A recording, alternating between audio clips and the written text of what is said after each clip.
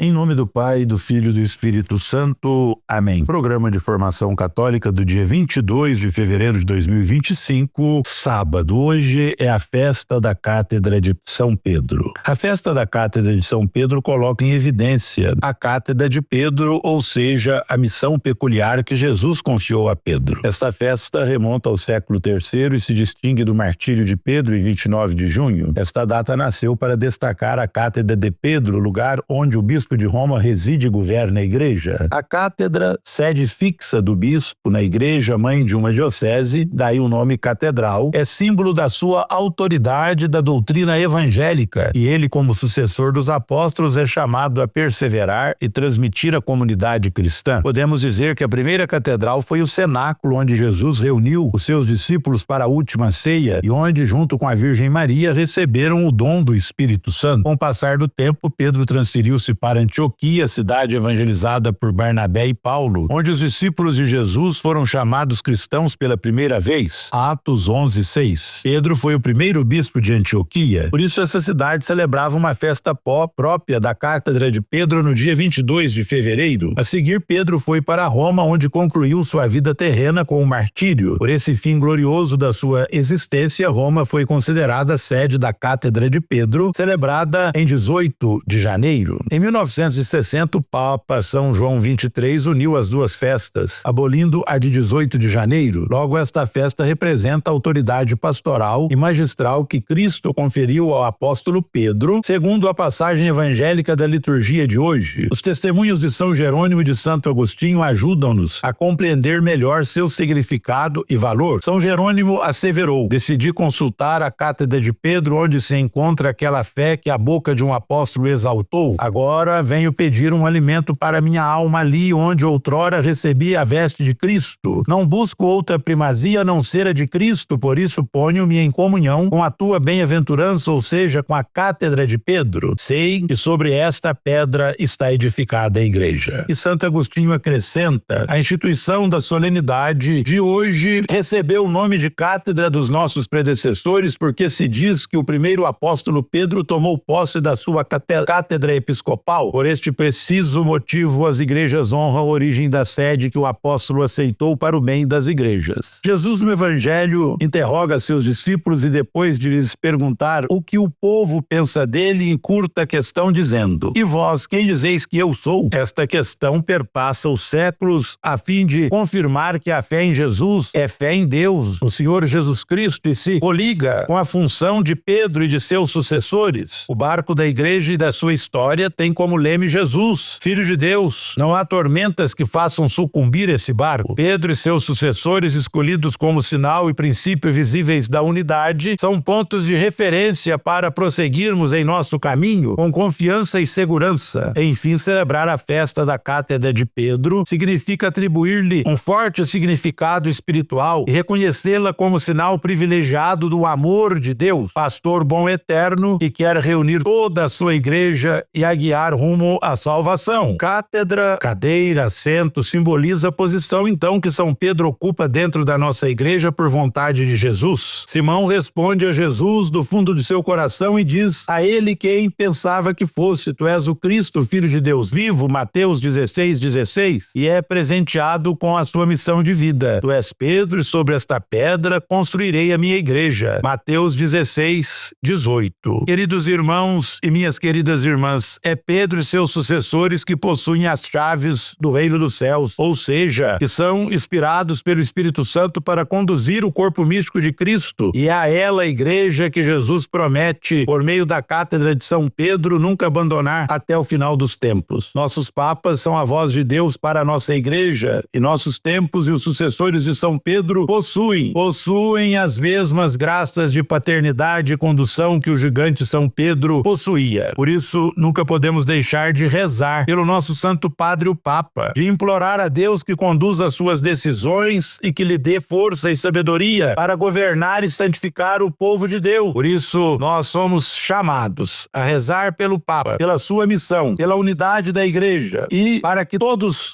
o clero, todo o povo de Deus, abertos a ouvir a voz de Pedro com Pedro, na voz do Papa, nós possamos nos santificar e um dia, com a graça de Deus, se for da sua vontade, entrar no reino dos céus. Ave Maria, cheia de graça, o Senhor é convosco, bendita sois vós entre as mulheres, e bendito é o fruto do vosso ventre, Jesus. Santa Maria, Mãe de Deus, rogai por nós, pecadores, agora e na hora de nossa morte. Amém. O Senhor esteja convosco, Ele está no meio de nós, e a bênção de Deus Todo-Poderoso, Pai, Filho e Espírito Santo, desça sobre vós e permaneça para sempre. Amém. A alegria do Senhor seja a vossa força, e de em paz o Senhor vos acompanhe, graças a Deus.